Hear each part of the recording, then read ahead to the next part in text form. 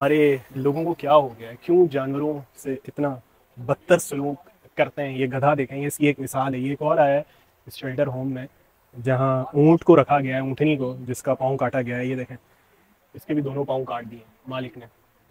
अब इसकी भी ट्रीटमेंट हो रही है, इसको भी कोशिश की जा रही है कि इसको भी अच्छे माहौल में, इसको स्ट्रेस फ्री माहौल दिया जाए और कुछ ना कुछ किया जाए। इसका भी बंदोबस्त, कुछ ट्रॉली लगाई जाए, क्या कुछ ऐसा होगा इसके लिए भी।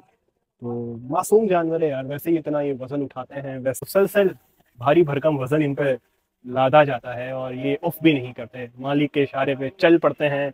ना भूख का शिकवा करते हैं ना प्यास का, फिर भी यार ऐसा जुल्म। ये हैदराबाद में हुआ वाकया, मालिक को इसने काट लिया था। इसके बाद मालिक को गुस्सा आया, उसने इसके दोनों पाँव ही काट दिए। उसने कहा भाई तूने मुझे कैसे काटा, ये ले।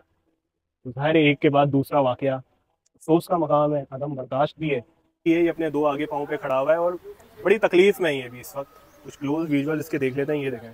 तो क्या करें, इस बेहिस माशरे में ऐसे ऐसी चीज़ें बहुत देखने को मिल रही हैं। गो के इंसानों के राइट्स की भी हम बात करते हैं, लेकिन जानवर वो किससे शिकवा करें, वो किससे शिकायत करें कि हमारी भी तो कोई सुने। इनके पास तो ज़बान भी नहीं है सुनाने को।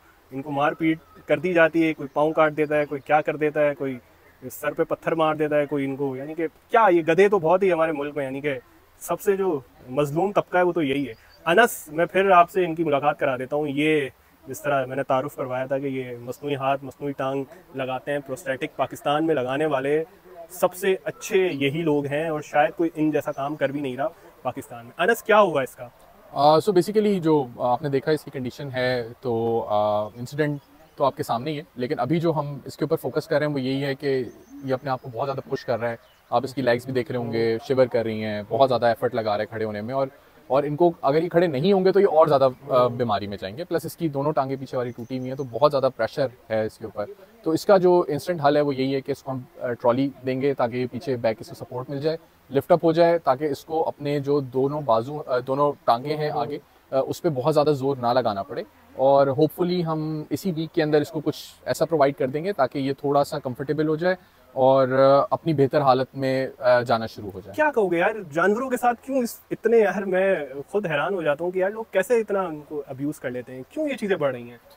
बड़ा अनफॉर्चुनेट है, लेकिन अच्छी बात है कि इस दफ़ा मीडिया ने और सारी चीज़ें इसको हाईलाइट करी हैं। तो अल्लाह करे कुछ पॉलिसीज़ या कुछ इस तरह से चीज़ें आएँ, और लोगों का एहसास सबसे बड़ी इंपॉर्टेंट चीज़ मेरे ख्याल से। आप कानून जितने ही बना लें, अगर लोगों को खुद एहसास नहीं होगा तो आप उसको इम्प्लीमेंट नहीं कर सकते। तो लोगों को एहसास आना शुरू हो गया है जानवरों के हवाले से, इंसानों के हवाले से। तो वो सबसे बड़ा एक मैं समझता हूँ कि इस इवेंट से हमें सीखना चाहिए, और अल्लाह करे कि इस तरह के इंसिडेंट ना हो और हमें ये काम ना करना पड़े दोबारा। लेकिन क्योंकि इस वक्त बख्शी ज़रूरत है कि हम अपनी टेक्नोलॉजी से कोई चीज़ कर सकते हैं, तो वो हम ये कर रहे हैं। बतौर इंसानियत आप बहुत बड़ा काम कर रहे हैं, जानवरों के लिए भी इंसानों के लिए भी। तो पहले तो आप सिर्फ जानवरों के इंसानों के लिए करते थे, अब तो जानवर भी आपके पास आने लग गए हैं इस तरह के प्रोस्टेटिक के लिए। यानी कि एक हफ्ते में हो जाएगा इसका, यानी जी कि जी, ये। मोस्ट प्रोबेबली इसी वीक में हम इसको कुछ ट्रॉली दे के वॉक करवाना शुरू कर देंगे ताकि ये अपनी बेहतर हालत में आना शुरू। अभी जिस कंडीशन में ये है, यानी कि पता नहीं कब तक ये इस तरह खड़ा रहे, कुछ यानी काफ़ी देर से तो खड़ा हुआ है ये। और बैठ बैठ भी नहीं पा रहा, क्योंकि गधा बैठता नहीं है, वो लेटता है या तो फिर खड़ा होता है। तो बहुत तकलीफ में है और कोशिश इनकी यही है, अनस और इनकी पूरी टीम की, कि एक हफ्ते के अंदर इसको इस तरह का कुछ ट्रॉली टाइप का लगा दिया जाए ताकि ये चलने फिरने के काबिल हो जाए और इसकी तकलीफ है वो कम हो। अभी तो तकलीफ बयान करना मुश्किल है, क्योंकि किस तरह ये तकलीफ बयान करेगा। खाना पीना इसने छुड़ा हुआ होगा, स्ट्रेस में होगा, डिप्रेशन में होगा। टांगे इसकी इस वक्त भी कांप रही है ना, आप देख रहे हैं ये। जी जी बिल्कुल, वही मैं कह रहा हूँ, बहुत ज़्यादा फोर्स लगा रहा है। लेकिन यहाँ पे जो टीम है बहुत ज़्यादा कोशिश कर रहे हैं कि इसको इस कंडीशन से, ट्रॉमा से बाहर निकालें। बहुत ज़्यादा लोग सवाल कर रहे हैं कि इंसानों को राइट्स नहीं मिल रहा, ये नहीं कर रहा, आप जानवरों के पीछे लग गए। भाई मुझे एक बात बताओ यार, इनका ये किसको अपना गम सुनाएं, ये किससे अपनी फरियाद करें।